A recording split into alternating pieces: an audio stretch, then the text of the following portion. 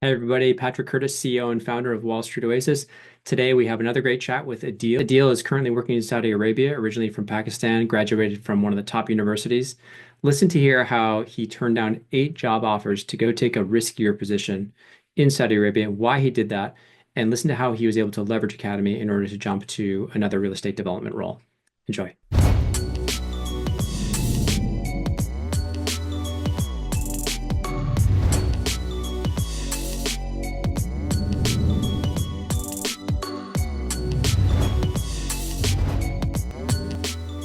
All right, Adeel, thanks so much for taking the time to speak with us today. I'd love it if you could just give the listeners a kind of short summary bio to get us started.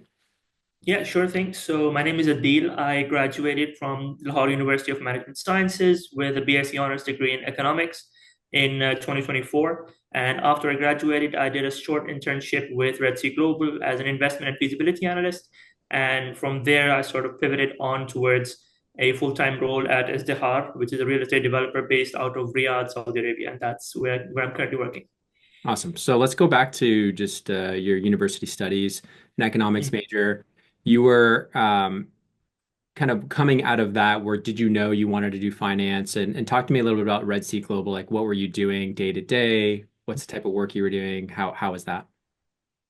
Yeah, so there's a saying in Urdu, "Der ay durust hai," which means better late than never, essentially, right? So that's kind of what happened with me in finance. In the initial first few years, I really liked economics, and then sort of third year onwards, I was like, I don't like where this is going at all. I don't want to go into consulting, don't want to go into something like the World Bank or some other place.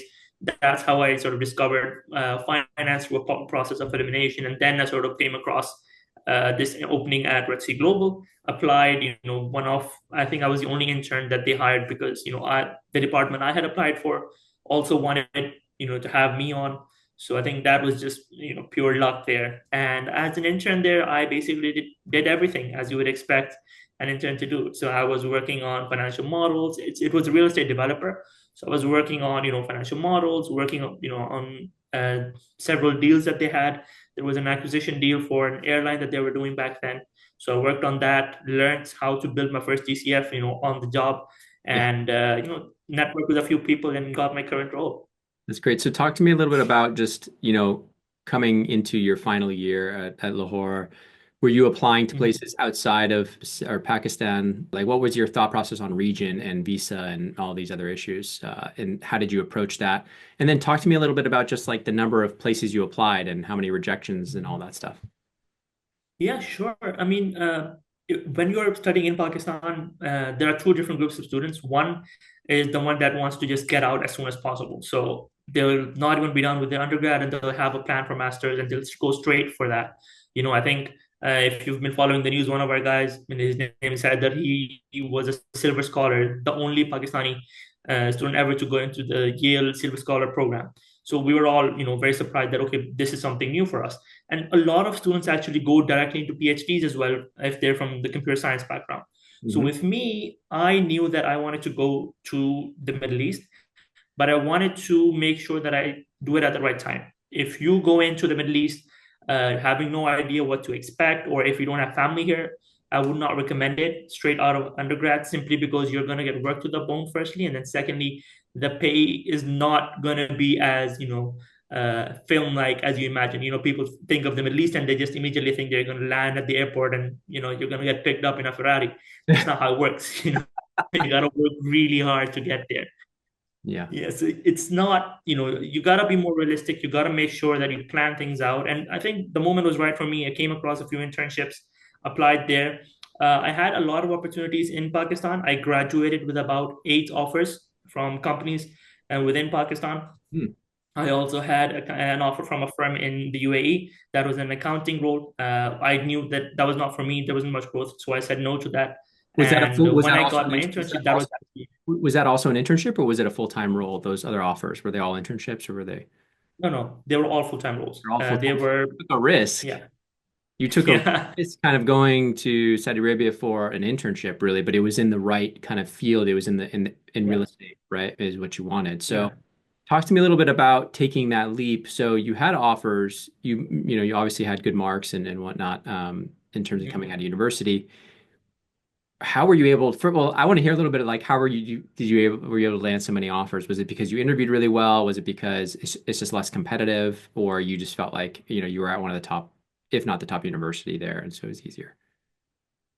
I think when you are a graduate from LUMS, you are going to get a job offer for sure upon graduation. You're going to have at least two, right? Mhm. That's at least I'm talking like if you didn't even try in university, you just gave up first Really? year. Wow, Right? okay. Because it's the best university out there. You're going to get somewhere. And you get It's something. just that the roles that I got into were very, very competitive.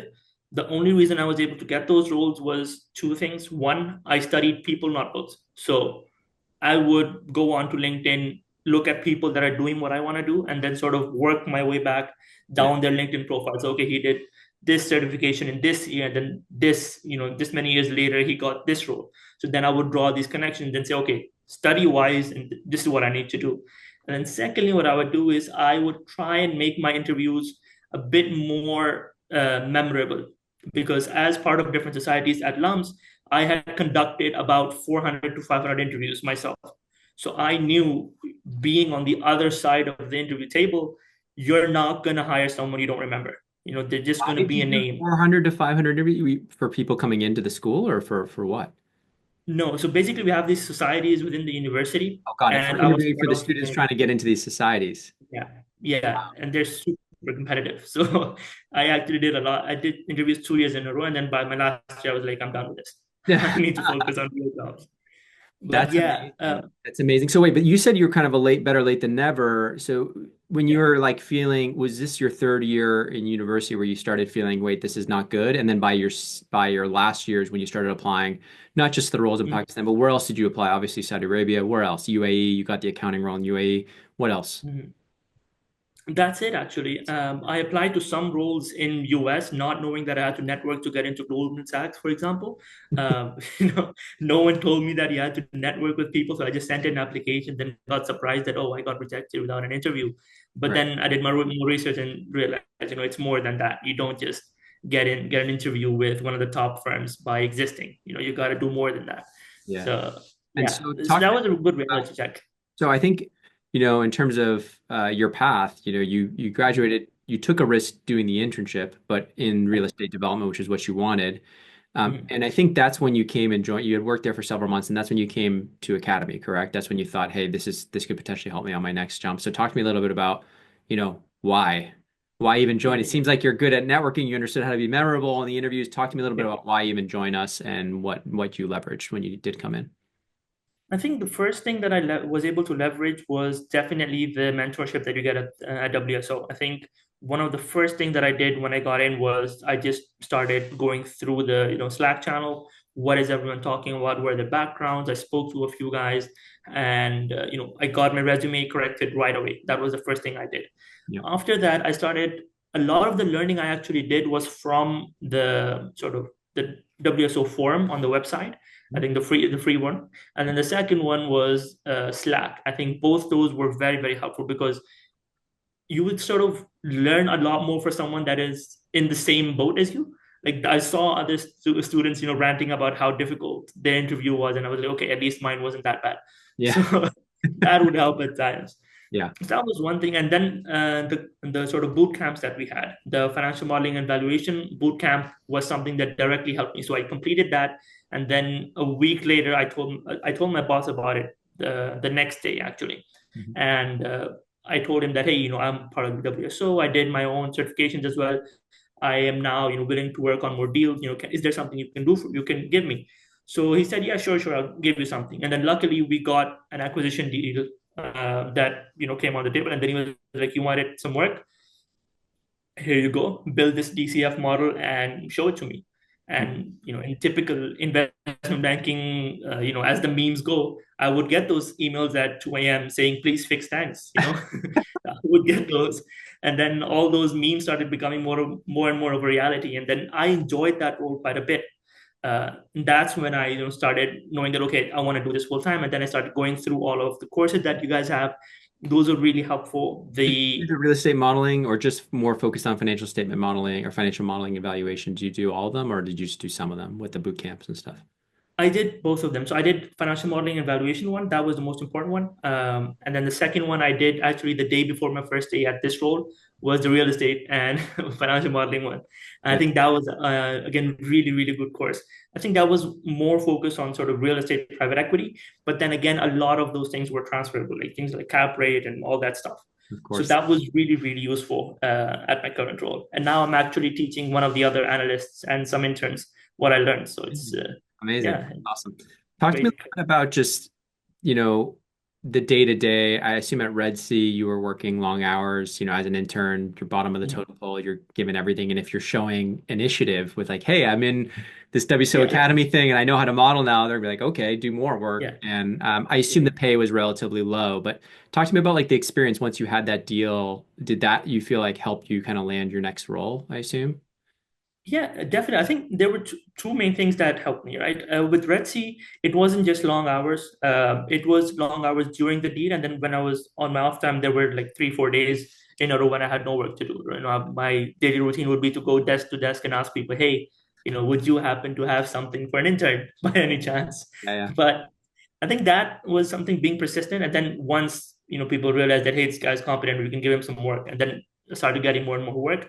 And getting this role was, again, two things. Firstly, showing initiative. So how I got this role was there's a guy that used to sit across the desk from me. So I would sit on this side, he would sit on the other side, and he would see me work with my team. He was part of a very different team, but I would make it a point to say hi to him, say salam, how are you, and as I did with all the other guys, because that's just a habit of mine.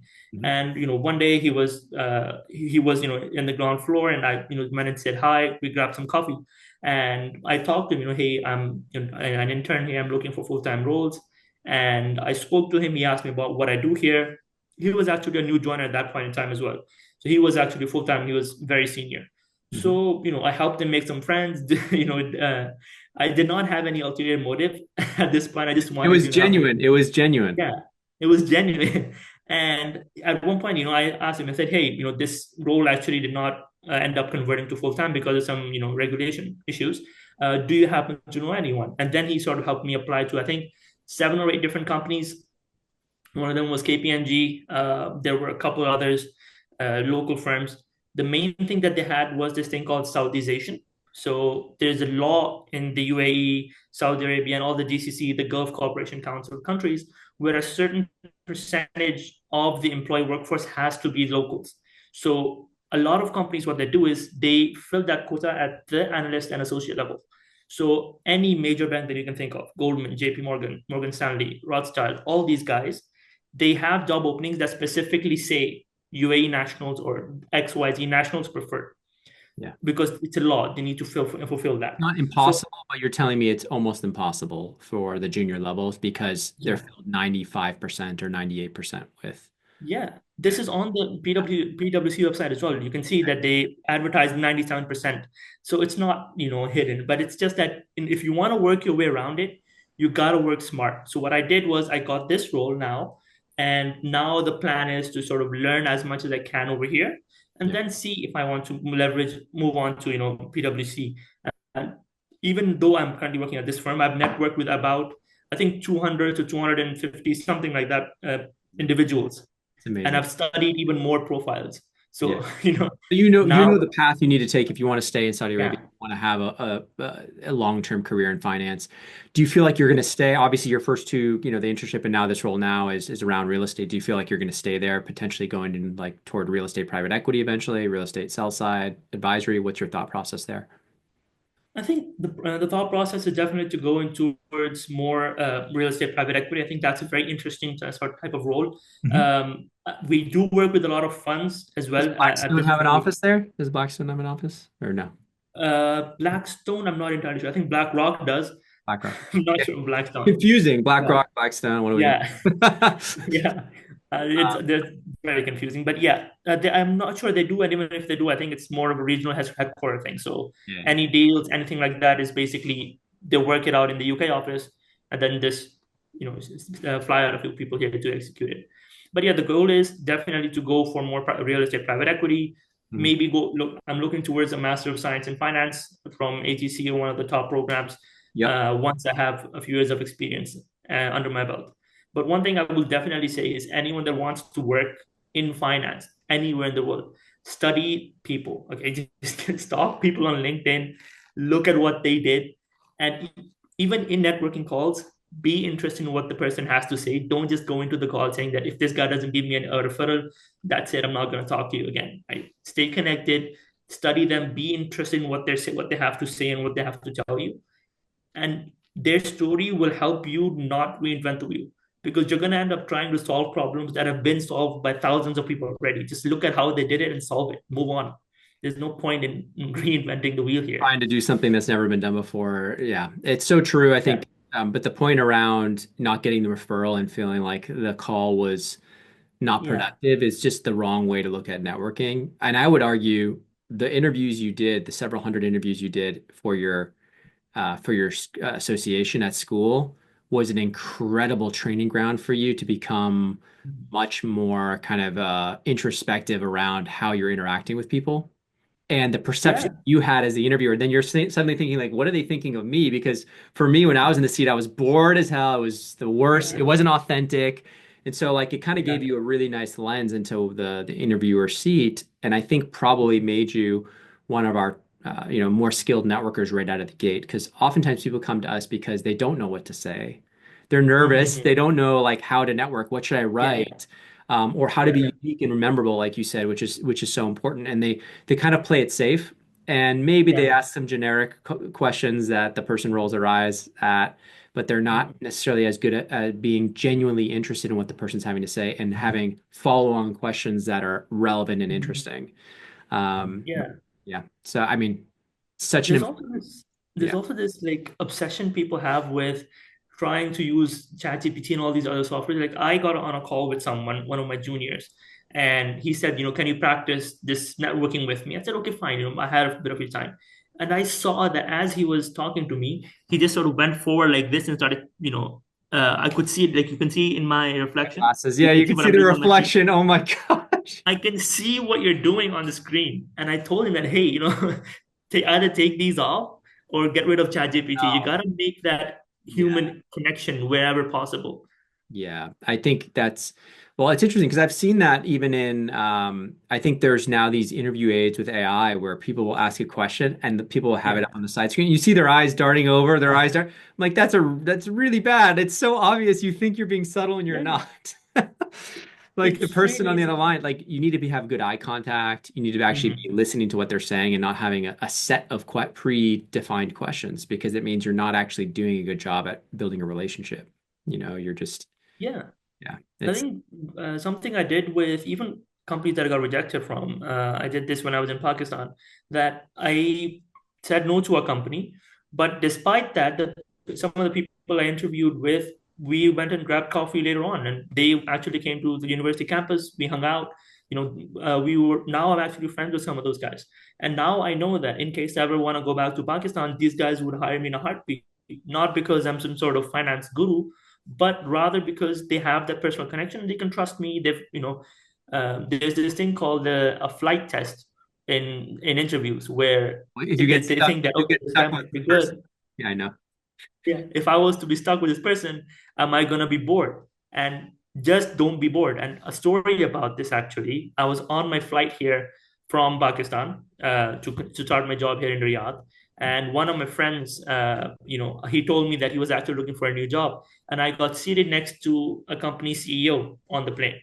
And in that 4.5, 5 hour flight, I actually managed to get my friend a job at that guy's company. Yeah. So, and this is the kind of stuff you need to build. And again, you're not going to be at this level out the gate. It's not, a Rocky movie where, there's going to be music, there's going to be a 2 minute montage, and then you're going to be a beast. It's a Yeah. very long and painful process. But if you can, I think, sit through it, you're going to have a wonderful time, working in finance. I think it also becomes more enjoyable the better you get at something. So, like the networking calls Yeah. don't become something you dread or fear or are bored at. The networking call Yeah. becomes something where you actually become genuinely interested and and then you can start relaxing on them and throwing more Yeah. jokes and being more natural. And the other person will enjoy it more because they feel like, oh, you're relaxed and you're not just a robot. Yeah. Yeah, and I mean, there's a reason why on the mock interviews we grade authenticity and speech. Mhm. It's such an important factor in the perception of how well you do in an interview, that I think it's, if anything, we should put a higher rank, a higher weighting on that specifically. It's because it's Yeah. almost like likability, right? Yeah. But yeah, well, first off, congratulations on your placement. Obviously, great result. But tell me a little bit about like any kind of final words of wisdom. I think like the people thing is the biggest thing. The biggest takeaway is like get good at understanding people and looking back at their profiles and don't reinvent the wheel. But anything else, kind of looking back on kind of your journey so far? I think one thing that I noticed with a lot of people that go into these very, sought after careers, be it consulting, be it, a career in finance, is that they think that, oh, if I want this job, then I must stick to myself and I must not share my knowledge with others. If you do that, you will not know if you're on the wrong path. If you sort of gatekeep whatever you know and you don't share it and you don't have some sort of partners to work with, you won't know that you're going down the wrong path until you're sitting in front of someone uh, giving an interview and then you don't know what DCF is, or you use the wrong calculations because you never practiced with someone. Yeah. So make sure that you have a group of people around you. You can go on to the WSO forum. You'll find plenty of guys and girls there that will happily work with you. There are Facebook groups. There are other forums on things like Reddit and all these other places. So make sure you have a group of people around you, and they will guide you really, really well. And then secondly, feel free to reach out to anyone. If you want to reach out to me, to someone else, and you want to ask them about a specific industry or role, just drop us a LinkedIn message. Because the worst case scenario is that I'm not going to reply to you. I'm already not talking to you. So the worst case scenario is the status quo here. Okay. You're not going to be any worse off with me not replying. So always take that chance and don't take any, rejections or any lack of referral to heart. It's not personal. You move on to the next, right? There's no point in stalking over any, small failures that you might have. Yeah, I love that. And I've seen even for some of our students inside the program, sometimes they overthink and overanalyze like their first five networking calls. And they're like, and then they said this. I'm like, who cares? This is like Yeah. 0.1% of the number of calls you're going to need to do to get good. Like it's the first 10 could be awkward or someone was mean to somebody. And I had a student recently, is this person going to crush me? And I'm like, well, what do you mean? Like, well, this happened to me because they said this, and like, I'm not going to hire you. I said, so you're going to run into people who aren't very kind, and that's okay. Yeah. And move on, Yeah. right? Like, don't Yeah. let that slow you down on what's actually going to move the needle in terms of your odds and all that great stuff. So, anyways, Adeel, I really appreciate you coming on, sharing your wisdom with us, and congratulations No on all worries. the success. And hopefully, we can help you in your next jump as well. So stay in touch. Thank you so much.